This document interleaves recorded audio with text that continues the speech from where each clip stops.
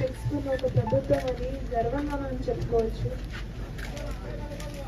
దాదాపు 46,86,000 మందికి 6,660 కోట్ల రూపాయలు మీ ఊరికి, మన కాన్స్టిట్యున్సీ పుట్టపర్తి నియోజకవర్గానికి మాత్రమే దాదాపు 44,338 మందికి ఈ 20,000 రూపాయలు చొప్పున పడడం జరిగింది.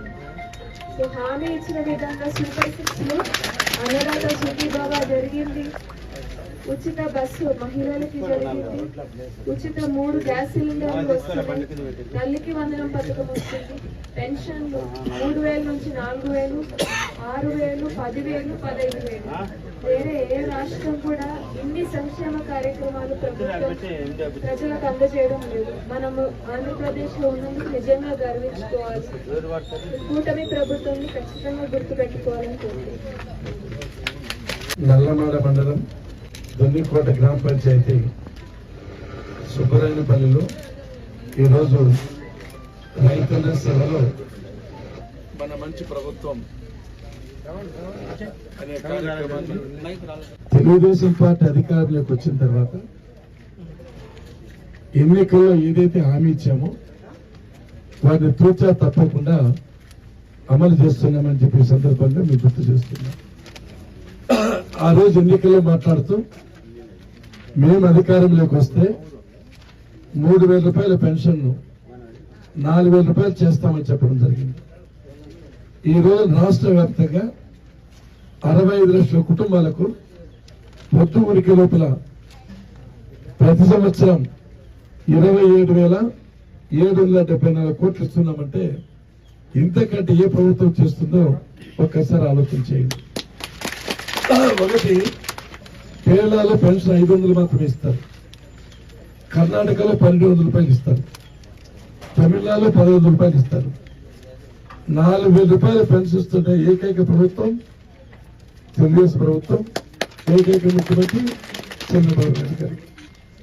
ఈ ఊళ్ళో కూడా పెన్షన్లు వస్తున్నాయి, 4,000 రూపాయలు తీసుకుంటున్నారు. వాళ్ళు తప్పకుండా ప్రభుత్వానికి తప్పకుండా గుర్తు పెట్టుకోవాలని చెప్పి ఈ సందర్భంగా మీకు మనం చేస్తున్నాం. 205 అన్నా క్యాంటీన్లు పెట్టాం రాష్ట్రంలో, 5 రూపాయలకే భోజనం పెడుతున్నాం. ఇది చాలా మంచి కార్యక్రమం. పేదలకు కడుపు నిండుకు అన్నం పెట్టే కార్యక్రమాన్ని ఇంకా కొనసాగిస్తాం. మండల కేంద్రాలు కూడా పెట్టే ప్రయత్నం చేస్తాం.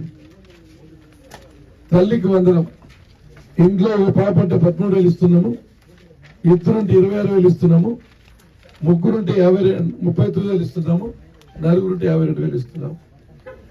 ఇంట్లో ఎంతమంది ఉంటే అంతమందికి కూడా తల్లికి వందనం ఇస్తున్నాం. గతంలో ఎవరికి ఇచ్చేవాళ్ళు వాళ్ళందరికీ ఇస్తున్నాం. అదేవిధంగా మహిళలందరికీ కూడా ఉచిత బస్సు సౌకర్యం. ఈ రోజున వికలాంగులు కూడా ఉచిత బస్సు సౌకర్యం రేపు నుంచి అమలు చేస్తున్నాం. ఎంతమంది మహిళలున్నా తిరుపతి పోవాలన్నా, కాళహస్తి పోవాలన్నా, శ్రీశైలం పోవాలన్నా, చివరికి పుట్టింటికి పోవాలన్నా, వాళ్ళ బంధువులు చూడాలన్నా కూడా ఉచితంగా మహారాణి మాత్రి బస్సు ఎక్కి టికెట్ లేకుండా ప్రయాణం చేయొచ్చు. రైతులందరికీ కూడా అన్నదాత సుఖీభవ. ఒక మనిషికి ఈ సంవత్సరంలో మన ఇచ్చిన 6,000తో 20,000 ఇచ్చాం. ఒక దొన్నికోట గ్రామానికి 1000 మంది పైచులకు 20 లక్షల రూపాయలు ఇచ్చినామని చెప్పే సందర్భంగా మీకు 60 లక్షలు ఇచ్చినామని చెప్పే సందర్భంగా డ్రిప్పులు, స్పీకర్లు, డ్రిప్పులు వచ్చి 100% సబ్సిడీ ఎస్సీలకు, ఎస్టీలకు పైసా కట్టపడలే.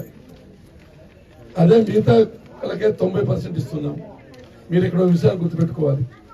మిగతా జిల్లాల్లో మీరు కన్నా గోదావరి జిల్లాలో పోతే సబ్సిడీ 70%, ఇక 90% ఇస్తున్నాం. అంటే అనంతపురం వెనకబడింది, రైతులు ఆదుకోవాలని చెప్పి ఎస్సీ, ఎస్టీలకైతే 100%, ఇతర కులాలకు 90% సబ్సిడీ ఇస్తున్నాం. మిమ్మల్ని కోరేది ఒకటే, ప్రకృతి వ్యవసాయం చేయండి. ముందు కాలం మనం చిన్నగా ఉన్నప్పుడు ఈ మందులు ఎరువులు ఎక్కువ అయిపోయిందా, యూరియా వాడేవాళ్ళు కాదు. అదేవిధంగా ఎక్కువ పురుగుల మందులు వేసేవాళ్ళం కాదు. కొండకు పోయి ఆకు తీసుకొచ్చి భూమిలో దొక్కేవాళ్ళం. ఈసారి ప్రకృతి వ్యవసాయానికి కొన్ని పద్ధతులు ఉన్నాయి, అందులో పాటించాలి. పంట మార్పిడి చేయాలి. ఓసారి ఊరేస్తే ఓసారి రాగేసి రేపు సర్దేసి పంట మార్పిడి చేసి కూడా పంటలు బాగా పండడానికి అవకాశం ఉంది. ఇక నీళ్ల విషయానికి వస్తే 193 చెరువులు నింపాలని ప్రయత్నం చేస్తున్నాం. 2 ఏళ్లకు తప్పకుండా భర్తీ చేస్తాం.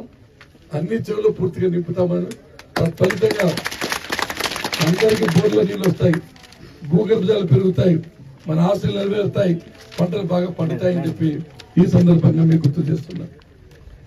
కాబట్టి ఏది ఏమైనా ఈ ఊరికి వచ్చే బ్రిడ్జ్ కానీ అదేవిధంగా వాటర్ కానీ సీసీ రోడ్లు కానీ ఎక్కువ నీళ్ళే ఇచ్చారని చెప్పి సందర్భంగా నేను గుర్తు చేస్తూ ఊరికి కూడా ఇప్పుడు నీళ్లు కదా అది కూడా ఓపెన్ చేస్తాం.